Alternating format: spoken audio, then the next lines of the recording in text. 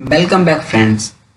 आज हम आपके लिए एक ऐसा टॉपिक लेकर आए हैं जो हर बिगनर के लिए बहुत ज़्यादा इम्पोर्टेंट हो सकता है।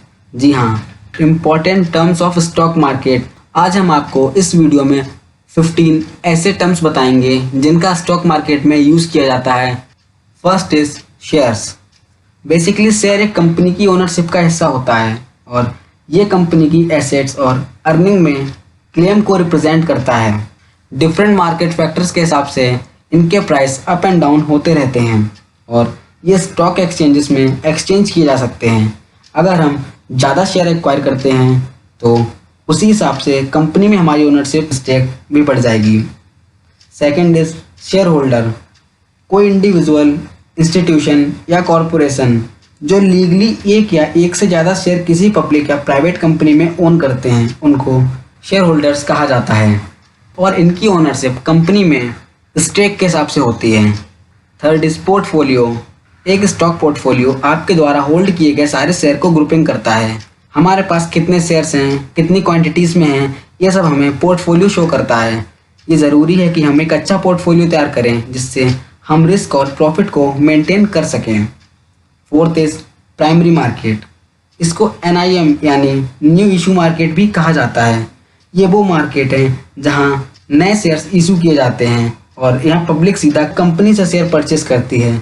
इसमें कंपनी को शेयर्स बेचने के बाद पैसा मिल जाता है। Fifth is IPO। जब कोई प्राइवेट लिस्टेड कंपनी पहली बार शेयर मार्केट में पब्लिक को अपने शेयर्स ऑफर करती है तो उसे IPO यानी इनिशियल पब्लिक ऑफरिंग कहा जाता है और ये प्राइमरी मार्केट के थ्रू होता है। Secondary market. पहली बार शेयर इशू होने के बाद वो शेयर्स सेकेंडरी मार्केट में ट्रेड किए जाते हैं। इस मार्केट में इन्वेस्टर्स के बीच शेयर को इनडायरेक्टली परचेस एंड सेल किया जाता है। जब कोई शेयर सेल होता है तो ब्रोकर्स और इन्वेस्टर्स को उससे पैसा मिलता है। Seventh is intraday. जब हम किसी कंपनी के शेयर्स को खरीद कर उसे सेम डे बेच देते हैं तो इसको इंट्राडे कहा जाता है। यहाँ पे हम शेयर्स को इन्वेस्टिंग के लिए नहीं खरीदते लेकिन मार्केट की मूवमेंट से प्रॉफिट कमाने के लिए खरीदते हैं। Next is delivery. जब हम कोई स्टॉक खरीदते हैं और उसको एक दिन से ज़्यादा होल्ड करते हैं यानी उसको कुछ दिन तक बेचते नहीं हैं तो इसे हम डिलीवरी कहेंगे।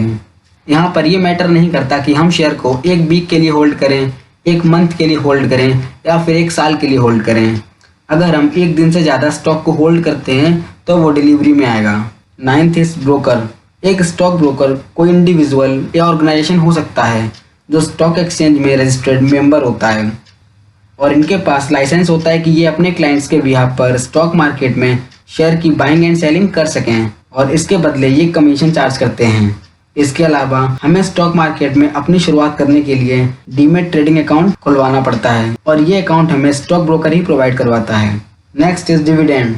जब भी किसी कंपनी जिसमें हमने इन्वेस्ट किया है उसको प्रॉफिट होता है तो कंपनी उस प्रॉफिट को या तो री इन्वेस्ट करना चाहती है या फिर शेयर होल्डर्स में उनकी शेयर प्रोपोर्शन के हिसाब से डिस्ट्रीब्यूट करना चाहती है। तो इस प्रॉफिट में हमें जो शेयरिंग मिलती है इसी को हम डिविडेंड कहते हैं।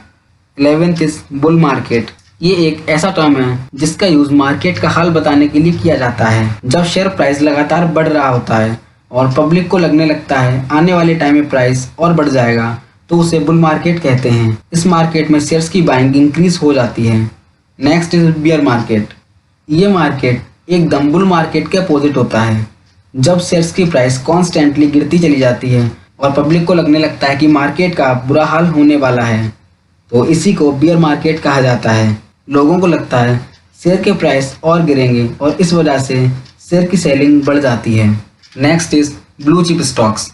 ये उन रेपुटेड कंपनी के स्टॉक्स होते हैं जो सालों से स्टॉक मार्केट में लिस्टेड हैं।